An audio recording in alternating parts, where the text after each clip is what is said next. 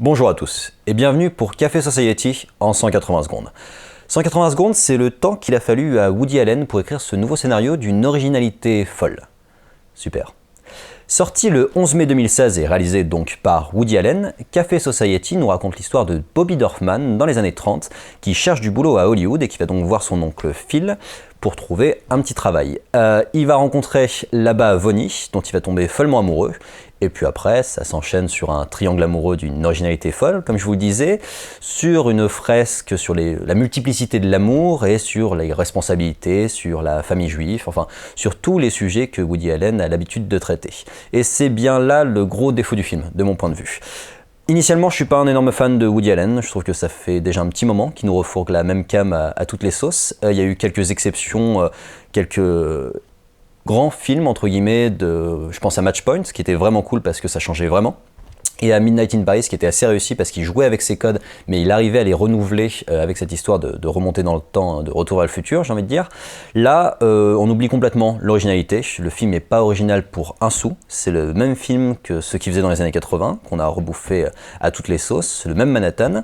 C'est un schéma éculé. Et en plus de ça, il nous rajoute des blagues vieillottes qui sont vraiment gênante en fait. Les blagues sur la famille juive, j'en peux plus, enfin c'est trop, c'est vraiment les blagues de papa qui fait au dîner et qui sont juste gênantes, quoi. Faut arrêter, c'est mort, c'est fini. Donc on a vraiment un film qui fait le parfait cahier des charges de Woody Allen. Si vous aimez les vieux Woody Allen, vous aimerez celui-là, c'est sûr. Si vous aimez pas, fuyez par contre, parce que on a le jeune juif qui fuit sa famille caricaturale, étouffante, check.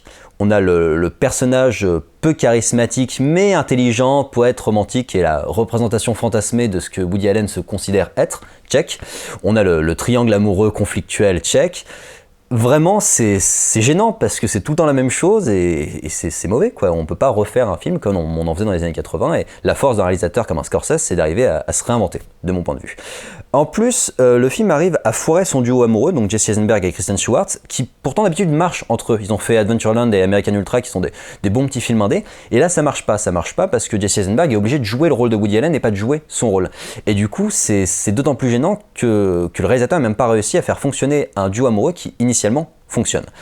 Dans les points positifs, on a quand même de beaux plans, enfin le chef-op assure pas mal, on a des couleurs chaudes, Kristen Stewart est magnifiée par ses éclairages qui la rend star de cinéma, on a des décors jolis, la reconstitution historique est plutôt réussie, il y a une réalisation simple mais efficace, on a des effets de travelling sympas, dont Woody Allen nous a habitués, mais ça fonctionne et c'est déjà pas mal.